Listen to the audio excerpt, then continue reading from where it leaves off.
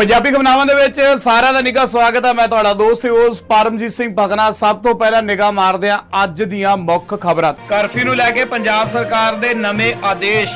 ਕੀ pension ਤੇ ਹੋਏਗੀ 20% ਕਟੌਤੀ, ਸਰਕਾਰ ਨੇ ਕੀਤਾ ਸਪਸ਼ਟ।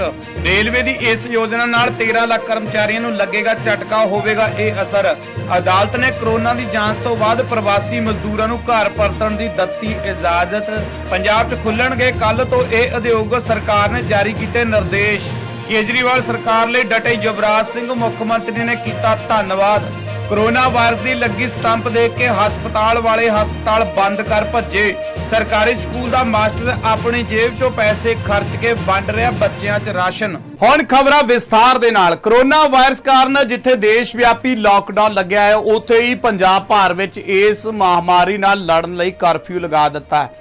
इस चुनौती भरे टाइम दे विच पंजाब सरकार ने नवे नियम जारी कर दिते ने। जिवें ही पंजाब विच गर्मी हौली हौली जोर फड़ रही है, इदां दे हालातां विच पंजाब सरकार ने AC, कूलर ते पखे, सेल ते सर्विस दीआं दुकानां नूं खोलण दी इजाजत दे दित्ती है। नवे विद्यक साल शुरू हो गया, इस दे लई स्कूल कालजां दीआं किताबां भी, जरूरी वस्तां भी ती श्रेणियां दे समान दे विच शामिल कीता गया ते हुण सारियां स्टेशनरी दीआं दुकानां भी तुहाडे वास्ते खोल दित्तियां जाणगीआं ते उत्थे ही ढाबा मालक सील बंद समान आर्डर दे उपर जिहड़ा कि पूरा कर सकते ने। उत्थे बैठण दी आग्या बिल्कुल भी नहीं होवेगी। कंटेनमेंट जोन है जिहड़े कि उन्हां दे विच इस तरह की कोई भी गतिविधि नूं आग्या नहीं दित्ती जावेगी। उत्थे ही एक फैसला जिहड़ा कि DC दे उपर भी रखिया गया कि उस इलाके दे DC साहब ਕਿਹੜੀ ਚੀਜ਼ ਦੀ ਇਜਾਜ਼ਤ ਦੇਣਗੇ। ਪੰਜਾਬ ਦੇ ਵਿੱਚ ਮਜ਼ਦੂਰਾਂ ਦੀ ਘਾਟ ਹੈ। ਇਸ ਘਾਟ ਨੂੰ ਦੂਰ ਕਰਨ ਵਾਸਤੇ ਰਾਜ ਸਰਕਾਰ ਉਦਯੋਗਾਂ ਨੂੰ 8 ਘੰਟੇ ਦੀ ਬਜਾਏ 12 ਘੰਟੇ ਚਲਾਉਣ ਦੀ ਇਜਾਜ਼ਤ ਦੇ ਰਹੀ ਹੈ, ਜਿਸ ਦੇ ਨਾਲ ਇਹ ਹੋਵੇਗਾ ਕਿ ਸਨਅਤਕਾਰ ਜੋ ਨੇ ਪੰਜਾਬ ਵਿੱਚ ਲੇਬਰ ਵਿਭਾਗ ਦੇ ਜਿਹੜੇ ਕਿ ਪ੍ਰਮੁੱਖ ਸਕੱਤਰ ਨੇ VK ਜੰਜੂਆ, ਜਿਨ੍ਹਾਂ ਨੇ ਵੀਡੀਓ ਕਾਨਫਰੰਸਿੰਗ ਰਾਹੀਂ ਇਹ ਗੱਲ ਚੱਕੀ ਸੀ ਤੇ ਵੱਡੇ ਉਦਯੋਗਾਂ ਵਿੱਚ ਜਿੱਥੇ ਕਰਮਚਾਰੀਆਂ ਦੀ ਰਿਹਾਇਸ਼ ਉਦਯੋਗ ਦੇ ਵਿਹੜੇ ਵਿੱਚ ਹੋਵੇਗੀ, ਉੱਥੇ 12 ਘੰਟੇ ਕੰਮ ਕਰਨ ਦੀ ਇਜਾਜ਼ਤ ਜਿਹੜੀ ਕਿ ਇਹਨਾਂ ਕਰਮਚਾਰੀਆਂ ਨੂੰ ਦਿੱਤੀ ਜਾਵੇਗੀ, ਤਾਂ ਜੋ ਮਾਲਕ ਤੇ ਕਰਮਚਾਰੀਆਂ ਦੋਵਾਂ ਦੇ ਹਿੱਤਾਂ ਦੀ ਗੱਲ ਇੱਥੇ ਹੋ ਸਕੇ। क्योंकि ज़्यादा जिहड़ा कि तोड़ा फेरा वो किसी तरह का नहीं होगा। इन्हां फैक्ट्रियां दे विच ही मजदूरां दे रहण दा इंतजाम किया जाएगा, जिस दे चलदे ये मजदूर उत्थे 12 घंटे काम कर सकणगे। कोरोना वायरस का असर पेंशन धारकां दी आमदन ते नहीं पवेगा। वित्त मंत्रालय ने ऐतवार नूं अज स्पष्ट कर दिता है ते केंद्र सरकार वल्लों जिहड़ा कि सेवा मुक्त कर्मचारी नूं दित्ते जाण वाली पेंशन दे उपर किसी भी तरह की कटौती नहीं की जाऊगी। कोविड-19 की वजह नाल पेंशन 20% तक कटौती नाल जुड़ियां अफवाहां नूं खारज करदे पंजाब सरकार वल्लों ते सेंटर सरकार वालों यह स्पष्ट कर दिता गया। दरअसल ट्विटर के उपर एक यूजर्स ने पूछा सी कि सोशल मीडिया ते TV चैनलों के उपर केंद्र सरकार वालों कथित तौर पर जो सर्कुलर देखा जा रहा है, जिस विच पेंशन नूं 20% घटाउण दी गल कही जा रही है, ये वित्त मंत्रालय ने ट्वीट का जवाब देंदे हुए कहा कि ये सारियां खबरां पूरी तरह झूठियां ने। सरकार वालों दित्ती जाण वाली पेंशन तनख्वाह दे विच कोई फर्क नहीं पवेगा। वित्त मंत्रालय ने स्पष्ट किया कि सरकार कैश मैनेजमेंट दे नाल जुड़े दिशा निर्देशों की वजह नाल पेंशन ते तनख्वाह दे उपर असर नहीं पैण दिता जाएगा। सो ये असर बिल्कुल नहीं पवेगा। सो जिहड़े पेंशन धारक ने उन्हां नूं किसी भी तरह की कोई भी चिंता करने की जरूरत नहीं है। कोरोना वायरस लॉकडाउन ते होए नुकसान नाल नजिठण वास्ते रेल मंत्रालय ने 13 ਲੱਖ ਤੋਂ ਵੱਧ ਅਧਿਕਾਰੀਆਂ ਤੇ ਕਰਮਚਾਰੀਆਂ ਦੀ ਤਨਖਾਹ ਅਤੇ ਭੱਤਿਆਂ ਵਿੱਚ ਕਟੌਤੀ ਕਰਨ ਦੀ ਯੋਜਨਾ ਬਣਾ ਰਹੀ ਹੈ। इस दे तहत ट्रैवल अलाउंस, महंगाई भत्ता समेत ओवर टाइम ड्यूटी के भत्ते खत्म किए जाने की संभावना दसी जा रही है। इस तो अलावा रेल गड्डियां दे चालक गार्ड नूं ट्रेनां चलाउण लई प्रति किलोमीटर भत्ता नहीं दिता जाएगा। तालाबंदी कारण भारतीय रेलवे पहले गंभीर वित्ती संकट दे विचों लंघ रही है। ओवर टाइम ड्यूटियां लई भत्ता 50% घटाया जा सकता है। रेलवे मंत्रालय ने मेल एक्सप्रैस गड्डियां दे जो ड्राइवर ते गार्ड नूं मिलण वाले 500 किलोमीटर ते मिलण वाला जो 530 रुपए का भत्ता है, उस विच 50% कटौती करन दा जिहड़ा कि सुझाव भी दिता है। इहदे नाल ही रेलवे कर्मचारियों की तनख्वाह 6 महीनों विच 10% घटा के 35% करन दी जिहड़ी कि सिफारिश भी की जा चुकी है, जिस नाल हुण रेलवे दे कुछ मुलाजम अंदर ਕੁਝ ਕੁ ਘਬਰਾਹਟ ਵੀ ਦੇਖਣ ਨੂੰ ਮਿਲ ਰਹੀ ਹੈ। ਸਿਰਫ ਇਹੀ ਨਹੀਂ ਹੈ, ਮਰੀਜ਼ਾਂ ਦੀ ਦੇਖਭਾਲ ਵਾਸਤੇ ਕਿਲੋਮੀਟਰ ਸਮੇਤ ਗੈਰ ਅਭਿਆਸ ਭੱਤਿਆਂ ਦੇ ਨਾਲ ਇੱਕ ਸਾਲ ਵਿੱਚ 50% ਤੱਕ ਘੱਟ ਕੀਤੇ ਜਾ ਸਕਦੇ ਨੇ। ਇਹਦੇ ਨਾਲ ਹੀ ਜੇਕਰ ਕਰਮਚਾਰੀ 1 ਮਹੀਨੇ ਵਾਸਤੇ ਦਫ਼ਤਰ ਨਹੀਂ ਆਉਂਦਾ ਤਾਂ ਟਰਾਂਸਪੋਰਟ ਭੱਤਾ 100% ਜਿਹੜਾ ਕਿ ਉਸਦਾ ਕੱਟਿਆ ਜਾਵੇਗਾ। ਬੱਚਿਆਂ ਦੀ ਪੜ੍ਹਾਈ ਉੱਤੇ ਦਿੱਤੇ ਜਾਣ ਵਾਲੇ ਭੱਤੇ ਜੋ ਨੇ 28,000 ਰੁਪਏ ਜੋ ਮਿਲਦੇ ਨੇ, ਉਸ ਦੀ ਵੀ ਪੜਤਾਲ ਹੋਣੀ ਅਜੇ ਬਾਕੀ ਹੈ। ਸੋ ਰੇਲਵੇ ਦੇ ਕਰਮਚਾਰੀਆਂ ਵਾਸਤੇ ਹੁਣ ਇਹ ਵੱਡੀ ਇੱਕ ਮੁਸ਼ਕਲ ਜਿਹੜੀ ਕਿ ਆਉਣ ਵਾਲੀ ਹੈ, ਜਿਸ ਵਿੱਚ ਭੱਤਿਆਂ ਦੇ ਉੱਪਰ ਵੱਡੀ ਕਟੌਤੀ ਕਰਨ ਦੀਆਂ ਖਬਰਾਂ ਨਿਕਲ ਕੇ ਆ ਰਹੀਆਂ ਨੇ, ਜਿਸ ਦੇ ਨਾਲ ਰੇਲ ਕਰਮਚਾਰੀਆਂ ਦੇ ਵਿੱਚ ਕਾਫੀ ਘਬਰਾਹਟ ਵੀ ਦੇਖਣ ਨੂੰ ਮਿਲ ਰਹੀ ਹੈ। ਪਰ ਉੱਥੇ ਹੀ ਦੇਸ਼ ਦੇ ਵਿੱਚ ਜੋ ਕੋਵਿਡ-19 ਦਾ ਖਤਰਾ ਬਣਿਆ ਹੋਇਆ, ਉਸ ਦੇ ਚੱਲਦੇ ਹੀ ਇਹ ਵੱਡੇ ਕਦਮ ਚੱਕਣੇ ਰੇਲਵੇ ਨੂੰ ਮਨਜ਼ੂਰ ਹੋ ਰਹੇ ਨੇ। ਸੁਪਰੀਮ ਕੋਰਟ ਨੇ ਅਪੀਲ ਦਾਇਰ ਕਰਕੇ ਅਧਿਕਾਰੀਆਂ ਨੂੰ ਇਹ ਹੁਕਮ ਦੇਣ ਦੀ ਅਪੀਲ ਕੀਤੀ ਹੈ ਕਿ ਦੇਸ਼ ਭਰ ਦੇ ਵਿੱਚ ਪ੍ਰਵਾਸੀ ਕਾਮਿਆਂ ਦੀ ਜ਼ਰੂਰੀ ਕਰੋਨਾ ਵਾਇਰਸ ਜਾਂਚ ਕਰਨ ਤੋਂ ਬਾਅਦ ਉਹਨਾਂ ਨੂੰ ਘਰ ਪਰਤਣ ਦੀ ਜਿਹੜੀ ਕਿ ਇਜਾਜ਼ਤ ਦਿੱਤੀ ਜਾਣੀ ਚਾਹੀਦੀ ਹੈ। ਉਹਨਾਂ ਨੂੰ ਸੁਰੱਖਿਆ ਯਾਤਰਾ ਦਾ ਪ੍ਰਬੰਧ ਜੋ ਹੈ ਉਹਨਾਂ ਨੂੰ ਕਰਕੇ ਦੇਣਾ ਚਾਹੀਦਾ। ਭਾਰਤੀ ਪ੍ਰਬੰਧਨ ਸੰਸਥਾਨ ਅਹਿਮਦਾਬਾਦ ਦੇ ਸਾਬਕਾ ਇੰਚਾਰਜ ਜਗਦੀਪ ਐਸ ਛੋਕਰ ਨੇ ਅਤੇ ਵਕੀਲ ਗੌਰਵ ਜੈਨ ਵੱਲੋਂ ਜੋ ਦਾਇਰ ਅਪੀਲ ਦੇ ਵਿੱਚ ਕਿਹਾ ਗਿਆ ਸੀ ਕਿ ਦੇਸ਼ ਭਰ ਦੇ ਵਿੱਚ ਤਾਲਾਬੰਦੀ ਵਿਸਤਾਰ ਦੇ ਕਾਰਨ ਸਭ ਤੋਂ ਜ਼ਿਆਦਾ ਪ੍ਰਭਾਵਿਤ ਲੋਕ ਸ਼ਾਮਲ ਨੇ ਉਹ ਪ੍ਰਵਾਸੀ ਕਾਮੇ ਨੇ। ਕਰੋਨਾ ਵਾਇਰਸ ਦੀ ਜਾਂਚ ਤੋਂ ਬਾਅਦ ਉਹਨਾਂ ਨੂੰ ਆਪਣੇ ਘਰ ਵਾਪਸ ਜਾਣ ਦੀ ਇਜਾਜ਼ਤ ਦਿੱਤੀ ਜਾਣੀ ਚਾਹੀਦੀ ਹੈ। ਇਸ ਦੇ ਨਾਲ ਤਾਂ ਜੋ ਉਹ ਲੋਕ ਆਪਣੇ ਘਰ ਤੋਂ ਕਿੰਨੀ ਦੂਰ ਬੈਠੇ ਨੇ, ਕਿਉਂਕਿ ਲੋਕਬੰਦੀ ਜਿਹੜੀ ਕਿ ਪਹਿਲਾਂ ਕੀਤੀ ਗਈ ਸੀ, ਉਸ ਲੋਕਬੰਦੀ ਤੋਂ ਬਾਅਦ ਹੁਣ ਅੱਗੇ ਜੋ ਇਸ ਨੂੰ ਵਧਾ ਦਿੱਤਾ ਗਿਆ, ਜਿਸ ਦੇ ਚੱਲਦੇ ਇਹਨਾਂ ਮਜ਼ਦੂਰਾਂ ਵਾਸਤੇ ਵੀ ਕਾਫੀ ਮੁਸ਼ਕਲਾਂ ਜਿਹੜੇ ਕਿ ਹੁਣ ਉਹਨਾਂ ਸੂਬਿਆਂ ਦੇ ਵਿੱਚ ਪੇਸ਼ ਆ ਰਹੀਆਂ, ਜਿਸ ਦੇ ਚੱਲਦੇ ਹੁਣ ਇਹ ਵੱਡੇ ਜਿਹੜੇ ਕਿ ਆਰਡਰ ਨਿਕਲ ਚੁੱਕੇ ਨੇ। ਸਰਕਾਰ ਨੇ ਵੱਡੀਆਂ ਰਿਆਇਤਾਂ ਦਿੱਤੀਆਂ ਨੇ। ਕੇਂਦਰੀ ਗ੍ਰਹਿ ਮੰਤਰਾਲੇ ਦੇ ਨਿਰਦੇਸ਼ਾਂ ਨਾਲ ਪੰਜਾਬ ਸਰਕਾਰ ਨੇ 20 ਅਪ੍ਰੈਲ ਤੋਂ ਹਰ ਕਿਸਮ ਦੇ ਉਦਯੋਗ ਨਿਰਮਾਣ ਕਾਰਜ ਨੂੰ ਸ਼ੁਰੂ ਕਰਨ ਦੀ ਆਗਿਆ ਦੇ ਦਿੱਤੀ ਹੈ। ਇਸ ਤੋਂ ਇਲਾਵਾ ਹਾਈਵੇ ਦੇ ਕਿਨਾਰੇ ਜਿੰਨੇ ਵੀ ਢਾਬੇ ਨੇ, 에ਅਰ ਕੰਡੀਸ਼ਨਰਾਂ, ਕੂਲਰਾਂ ਤੇ ਪੱਖਿਆਂ ਦੀਆਂ ਉਹਨਾਂ ਸਾਰੇ ਮੁਰੰਮਤ ਕਰਨ ਵਾਲੀਆਂ ਦੁਕਾਨਾਂ ਨੂੰ ਖੋਲ੍ਹਣ ਦੀ ਪ੍ਰਵਾਨਗੀ ਦੇ ਦਿੱਤੀ ਗਈ ਹੈ। ਤੇ ਉੱਥੇ ਹੀ ਪੱਥਰ ਦੀ ਕਾਸ਼ਤ, ਰੇਤ, ਸੀਮੈਂਟ, ਸਟੀਲ ਦੀ ਵਿਕਰੀ ਵੀ ਜਿਹੜੀ ਕਿ ਉਸ ਨੂੰ ਵੀ ਆਗਿਆ ਦੇ ਦਿੱਤੀ ਗਈ ਆ। ਉਸਾਰੀ ਦੀ ਸਮੱਗਰੀ ਢੋਆ ਢਵਾਈ ਵਾਸਤੇ ਟਰਾਂਸਪੋਰਟੇਸ਼ਨ ਨੂੰ ਵੀ ਜਿਹੜੀ ਕਿ ਛੂਟ ਦੇ ਦਿੱਤੀ ਗਈ ਹੈ। ਇਹਦੇ ਨਾਲ ਹੀ ਸਰਕਾਰ ਨੇ ਸਪਸ਼ਟ ਕੀਤਾ ਕਿ ਕਰੋਨਾ ਦੇ ਹੋਰ ਖੇਤਰਾਂ ਵਿੱਚ ਕਰਫਿਊ ਦੀ ਢਿੱਲ ਨਹੀਂ ਦਿੱਤੀ ਜਾਵੇਗੀ। ਇਸ ਲਾਗੂ ਪਾਬੰਦੀਆਂ ਨੂੰ ਪਹਿਲਾਂ ਵਾਂਗ ਜਾਰੀ ਰੱਖਣ ਦੀ ਗੱਲ ਵੀ ਜਿਹੜੀ ਕਿ ਸਰਕਾਰ ਵੱਲੋਂ ਕੀਤੀ ਗਈ ਹੈ। ਸਰਕਾਰ ਨੇ ਪਹਿਲਾਂ ਸਿਰਫ 11 ਕਿਸਮ ਦੇ ਉਦਯੋਗਾਂ ਨੂੰ ਖੋਲ੍ਹਣ ਦੀ ਇਜਾਜ਼ਤ ਦਿੱਤੀ ਸੀ, ਪਰ ਹੁਣ ਸਾਰੇ ਕਿਸਮ ਦੇ ਉਦਯੋਗਾਂ ਨੂੰ ਸ਼ਰਤਾਂ ਤੇ ਆਪਣੀ ਫੈਕਟਰੀਆਂ ਚਲਾਉਣ ਦੀ ਆਗਿਆ ਜਿਹੜੀ ਕਿ ਸਰਕਾਰ ਵੱਲੋਂ ਦੇ ਦਿੱਤੀ ਗਈ ਹੈ, ਜਿਸ ਨਾਲ ਪੰਜਾਬ ਦੇ ਲੋਕਾਂ ਦੇ ਚਿਹਰੇ ਥੋੜੇ ਜਿਹੇ ਮੁਸਕਰਾ ਜ਼ਰੂਰ ਲੱਗ ਪਏ ਨੇ। ਪਰ ਕਰੋਨਾ ਦੇ ਖਤਰੇ ਨੂੰ ਭਾਪਦੇ ਹੋਏ ਸਰਕਾਰ ਨੇ ਕਲੀਅਰ ਕਰ ਦਿੱਤਾ ਕਿ ਜੇ ਕਿਤੇ ਕੁਤਾਹੀ ਵਰਤੀ ਜਾਂਦੀ ਹੈ ਤਾਂ ਫਿਰ ਇਹ ਸਾਰੀ ਸਹੂਲਤਾਂ ਸਰਕਾਰ ਵੱਲੋਂ ਇੱਕਦਮ ਵਾਪਸ ਵੀ ਲਈਆਂ ਜਾ ਸਕਦੀਆਂ ਨੇ। ਕਰੋਨਾ ਦੀ ਇਸ ਮੁਸ਼ਕਲ ਘੜੀ ਦੇ ਵਿੱਚ ਜਿੱਥੇ ਕ੍ਰਿਕਟਰ, ਕਾਰੋਬਾਰੀ, ਸੈਲੀਬ੍ਰਿਟੀ, ਨੇਤਾ ਲੋਕਾਂ ਦੀ ਮਦਦ ਕਰਨ ਵਾਸਤੇ ਰੁੱਝੇ ਹੋਏ ਨੇ, ਉੱਥੇ ਹੀ ਰਾਜ ਤੇ ਕੇਂਦਰ ਸਰਕਾਰ ਰਾਹਤ ਫੰਡ ਦਾਨ ਕਰ ਰਹੀ ਹੈ। ਇਸ ਦੌਰਾਨ ਕ੍ਰਿਕਟ ਦੇ ਵੱਡੇ ਖਿਡਾਰੀ ਯੁਵਰਾਜ ਸਿੰਘ ਨੇ ਇੱਕ ਵਾਰ ਫੇਰ ਮਦਦ ਕਰਨ ਵਾਸਤੇ ਆਪਣਾ ਹੱਥ ਅੱਗੇ ਵਧਾਇਆ। ਇਸ ਵਾਰ ਉਹਨਾਂ ਨੇ ਦਿੱਲੀ ਸਰਕਾਰ ਦੀ ਮਦਦ ਕੀਤੀ ਹੈ।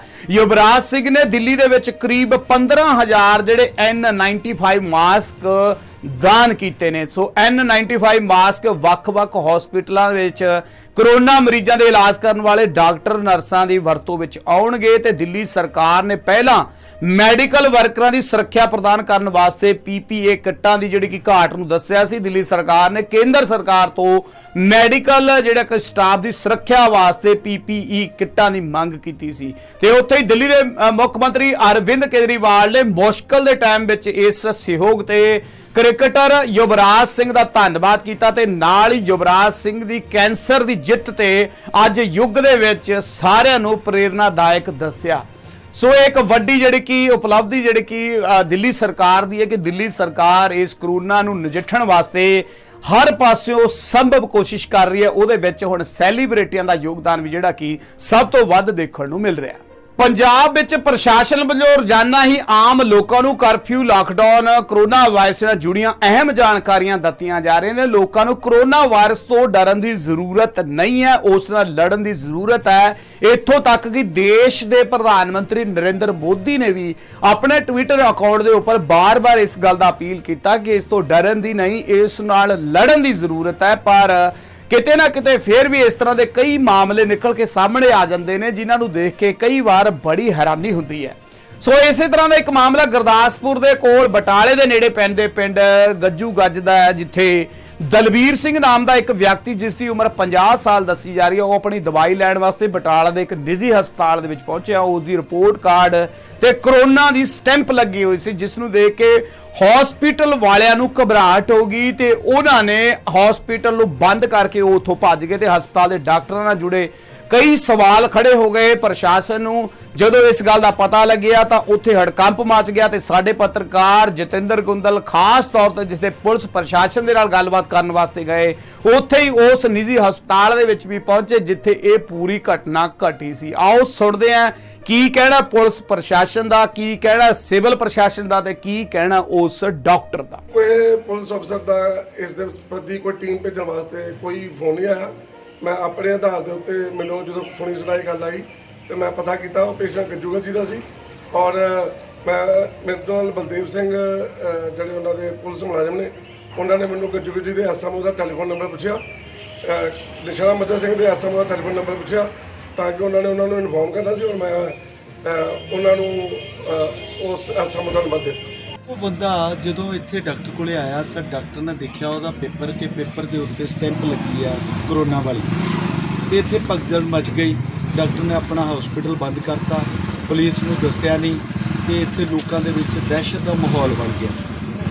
ਫਿਰ ਜਦੋਂ ਮੈਂ ਇੱਥੇ ਆ ਕੇ ਡਾਕਟਰ ਸਾਹਿਬ ਤੋਂ ਪੁੱਛਗਿੱਛ ਕੀਤੀ, ਬੰਦੇ ਦਾ ਹੁਲੀਆ ਪੁੱਛਿਆ, ਉਹਨਾਂ ਨੂੰ ਯਾਦ ਸੀਗਾ ਕਿ ਦਲਵੀਰ ਸਿੰਘ ਪਿੰਡ ਗੱਜੂਗਾ ਜੀ।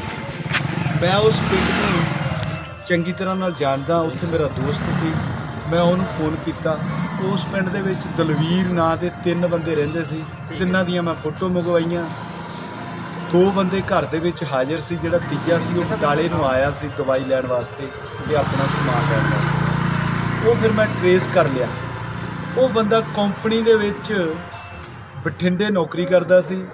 ਲਾਕਡਾਊਨ ਤੋਂ ਪਹਿਲਾਂ ਉਹ ਵਾਪਸ ਆ ਗਿਆ ਸੀ। ਪਿੰਡ ਦਿਆਂ ਨੇ ਜਦੋਂ ਪਿੰਡ ਦੇ ਵਿੱਚ ਅਨਾਉਂਸਮੈਂਟ ਕੀਤੀ ਸੀ ਕਿ ਕੋਈ ਵੀ ਬੰਦਾ ਬਾਹਰੋਂ ਆਇਆ ਹੋਵੇ ਤਾਂ ਉਹ ਹਸਪੀਟਲ ਜਾ ਕੇ ਆਪਣਾ ਮੈਡੀਕਲ ਚੈੱਕਅਪ ਕਰਵਾ ਲਵੇ। ਉਸ ਬੰਦੇ ਨੇ ਨਸ਼ਹਿਰਾ ਮੱਝਾ ਸਿੰਘ ਹਸਪੀਟਲ ਜਾ ਕੇ ਆਪਣਾ ਮੈਡੀਕਲ ਚੈੱਕਅਪ ਕਰਵਾਇਆ ਸੀ, ਜੋ ਕਿ ਠੀਕ ਪਾਇਆ ਗਿਆ। ਪਰ ਫਿਰ ਵੀ ਡਾਕਟਰਾਂ ਨੇ ਉਹਨੂੰ 14 ਦਿਨ ਵਾਸਤੇ ਘਰ ਤੋਂ ਬਾਹਰ ਨਾ ਨਿਕਲਣ ਦੀ ਸਲਾਹ ਦਿੱਤੀ ਸੀ। ਮੇਰੀ ਗੱਲ ਇਹਦੇ ਬਾਰੇ ਐਸਐਮਓ ਲਖਵੀਰ ਸਿੰਘ ਭਾਗੋਵਾਲੀਆ ਨਾਲ ਗੱਲ ਹੋਈ।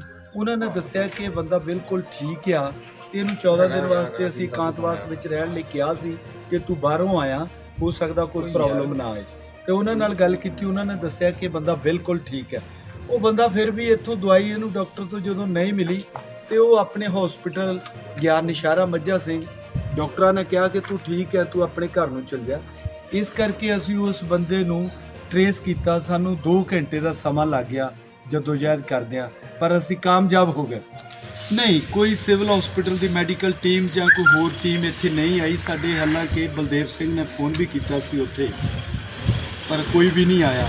ਉਹ ਖੁਦ ਅਸੀਂ ਆਪ ਹੀ ਸਾਰਾ ਕੰਮ ਕੀਤਾ। ਤਾਂ ਸੀ ਕਿ ਸਿਹਤ ਵਿਭਾਗ ਵਾਲੇ ਸਾਡੇ ਕੋਲ ਹੀ ਆ ਜਾਂਦੇ ਤਾਂ ਸਾਡਾ ਕੰਮ ਸੌਖਾ ਹੋ ਜਾਂਦਾ, ਅਸੀਂ ਉਹਨਾਂ ਨੂੰ ਉੱਥੇ ਭੇਜ ਦਿੰਦੇ, ਪਰ ਕੋਈ ਆਇਆ ਨਹੀਂ। ਉਹਦੇ ਬਾਰੇ ਅਸੀਂ ਸਾਰਾ ਕੰਮ ਆਪ ਹੀ ਕੀਤਾ। ਕੇਸ ਨੂੰ ਕੋਈ ਕਮ ਸੇ ਕਮ 2.5 ਘੰਟੇ ਹੋ ਗਏ, 2.5 ਪੌਣੇ 3 ਘੰਟੇ ਮੇਰੇ ਕੋਲ ਖੜੇ ਨੇ। ਇਹਨਾਂ ਨੂੰ ਤਸੱਲੀ ਹੋ ਗਈ ਕਿ ਡਾਕਟਰ ਸਾਹਿਬ ਨੇ ਵੀ ਲਖਵੀਰ ਸਿੰਘ ਭਾਗੋਵਾਲੀਆ ਐਸਐਮਓ ਸਾਹਿਬ ਨਾਲ ਗੱਲ ਕਰ ਲਈ ਹੈ ਕਿ ਹੁਣੇ ਬਿਲਕੁਲ ਠੀਕ ਨੇ। ਨਹੀਂ ਤਾਂ ਇਹ ਘਬਰਾ ਗਏ ਸੀ, ਘਬਰਾ ਕੇ ਹਸਪੀਟਲ ਬੰਦ ਕਰਕੇ ਚਲੇ ਗਏ ਸੀ। ਹੁਣ ਇਹਨਾਂ ਨੂੰ ਅਸੀਂ ਕਹਿ ਦਿੱਤਾ ਕਿ ਤੁਸੀਂ ਆਪਣਾ ਹਸਪੀਟਲ ਖੋਲ੍ਹੋ ਤੇ ਮਰੀਜ਼ਾਂ ਨੂੰ ਅਟੈਂਡ ਕਰੋ। ਇਹਨਾਂ ਡਾਕਟਰ ਸਾਹਿਬ, ਸਰ ਮੇਰਾ ਨਾਮ ਹੈ ਡਾਕਟਰ ਜਸਵਿੰਦਰ ਸੰਧੂ। ਮੈਂ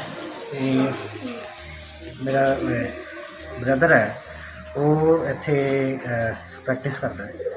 ਮੈਂ ਤੇ ਚੱਕਰ ਮਾਰਨ ਆਇਆ ਸੀ। ਮੰਮੀ ਮੇਰੇ ਮਦਰ ਹੈ, ਉਹਨਾਂ ਦੀ ਮੈਡੀਸਿਨ ਲੈਣ ਆਇਆ ਸੀ ਅਤੇ ਉਹ ਪੇਸ਼ੈਂਟ ਇੱਕ ਸੀਗਾ ਇੱਥੇ ਅਤੇ ਉਹਨੇ ਦੱਸਿਆ ਨਹੀਂ ਮੈਨੂੰ ਕਿ ਮੈंने ਇਸ ਤਰ੍ਹਾਂ ਕੋਈ ਹੋਮ ਕੁਆਰੰਟਾਈਨ ਕੀਤਾ ਸੀਗਾ ਜਾਂ ਨਹੀਂ ਕੀਤਾ ਸੀ। ਮੈਂ ਉਸ ਤੋਂ ਬਾਅਦ ਉਹਨੇ ਸਿਰਫ ਰਿਪੋਰਟ ਕੱਢ ਕੇ ਦੱਸੀ ਤੇ ਕੁਦਰਤੀ ਰਿਪੋਰਟਾਂ 'ਚ ਇੱਕ ਰਿਪੋਰਟ ਆ ਗਈ ਜਿੱਥੇ ਮੋਹਰ ਲੱਗੀ ਸੀ ਵੀ ਹੋਮ ਕੁਆਰੰਟਾਈਨ ਹੈਗਾ।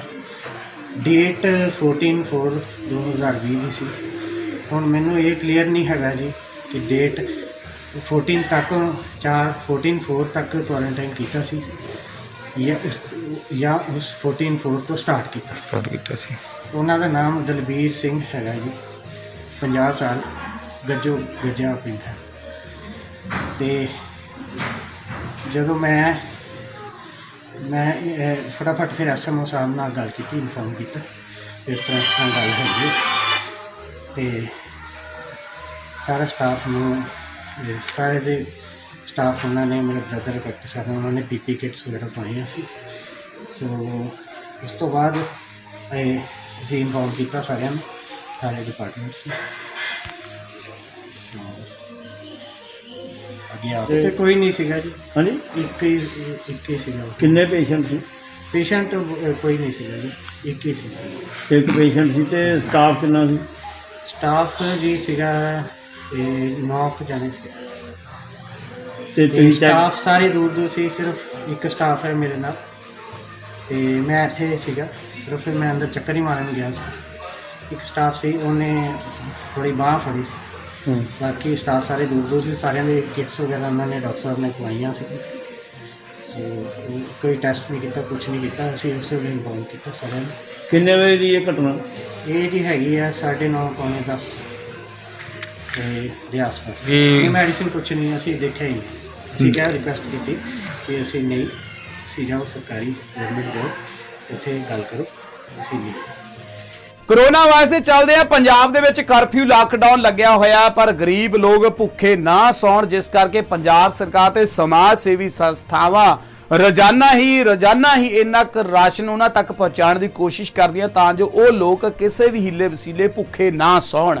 ਪਰ ਇਹ ਫਿਰ ਵੀ ਕਿਤੇ ਨਾ ਕਿਤੇ ਕਈ ਲੋਕ ਇਸ ਤਰ੍ਹਾਂ ਦੇ ਰਹਿ ਜਾਂਦੇ ਨੇ ਜਿਨ੍ਹਾਂ ਨੂੰ ਖਾਣਾ ਨਹੀਂ ਮਿਲਦਾ। ਪਰ ਗੁਰਦਾਸਪੁਰ ਦੇ ਵਿੱਚ ਇੱਕ ਸਕੂਲ ਮਾਸਟਰ ਦੀ ਇੱਕ ਮਿਸਾਲ ਜਿਹੜੀ ਕਿ ਪੈਦਾ ਹੋ ਗਈ ਹੈ, ਇਸ ਨੂੰ ਦੇਖ ਕੇ ਹਰ ਬੰਦਾ ਵਾਹ-ਵਾਹ ਕਰ ਰਿਹਾ। ਗੁਰਦਾਸਪੁਰ ਦੇ ਕਸਬਾ ਫਤਿਹਗੜ੍ਹ ਚੂੜੀਆਂ 'ਚ ਪੈਂਦੇ ਸਰਕਾਰੀ ਸਕੂਲ ਦੇ ਵਿੱਚ ਪੜ੍ਹਾ ਰਹੇ ਇੱਕ ਮਾਸਟਰ ਵੱਲੋਂ ਗਰੀਬ ਬੱਚਿਆਂ ਨੂੰ ਰਾਸ਼ਨ ਵੰਡਿਆ ਜਾ ਰਿਹਾ, ਤੇ ਇਹ ਚੀਜ਼ ਨੂੰ ਦੇਖ ਕੇ ਜਿੱਥੇ ਸਾਰੇ ਪਾਸੇ ਉਸ ਮਾਸਟਰ ਦੀ ਸਰਾਹਨਾ ਕੀਤੀ ਜਾ ਰਹੀ ਹੈ, ਤੇ ਉੱਥੇ ਹੀ ਲੋਕਾਂ ਨੂੰ ਪ੍ਰੇਰਨਾ ਦਾ ਸਰੋਤ ਵੀ ਬਣਦੇ ਨਜ਼ਰ ਆ ਰਹੇ ਨੇ। ਸੋ ਲੋਕਾਂ ਨੂੰ ਵੀ ਇਸ ਤਰ੍ਹਾਂ ਦੇ ਗਰੀਬ ਬੱਚਿਆਂ ਦੀ ਹੈਲਪ ਕਰਨੀ ਚਾਹੀਦੀ ਹੈ। ਸੋ ਸਾਡੇ ਪੱਤਰਕਾਰ ਗੁਰਦਾਸਪੁਰ ਤੋਂ ਜਤਿੰਦਰ ਕੁੰਦਲ ਨੇ ਖਾਸ ਗੱਲਬਾਤ ਜਿਹੜੀ ਕੀਤੀ ਹੈ ਤੇ ਇੱਕ ਵਿਸ਼ੇਸ਼ ਰਿਪੋਰਟ ਤੁਹਾਡੇ ਵਾਸਤੇ ਤਿਆਰ ਕੀਤੀ ਆ, ਆਓ ਦੇਖਦੇ ਹਾਂ। ਸ਼ਹੀਦ ਮੇਜਰ ਬਲਵਿੰਦਰ ਸਿੰਘ ਬਾਜਵਾ ਸਰਕਾਰੀ ਪ੍ਰਾਇਮਰੀ ਸਕੂਲ ਪਿੰਡੀ, ਇੱਥੇ ਜਿਹੜੇ ਸਰਕਾਰੀ ਸਕੂਲ ਸਾਡੇ ਕੋਲ ਬੱਚੇ ਪੜ੍ਹਦੇ ਸੀਗੇ, ਅਸੀਂ ਇਹ ਕੋਸ਼ਿਸ਼ ਕੀਤੀ ਹੈ ਕਿ ਜਿਹੜੇ ਬੱਚੇ ਇੱਥੇ ਸਾਡੇ ਕੋਲ ਆਉਂਦੇ ਉਹਨਾਂ ਨੂੰ ਰਾਸ਼ਨ ਜਿਹੜਾ ਮੁਹੱਈਆ ਕਰਵਾਇਆ ਜਾ ਸਕੇ।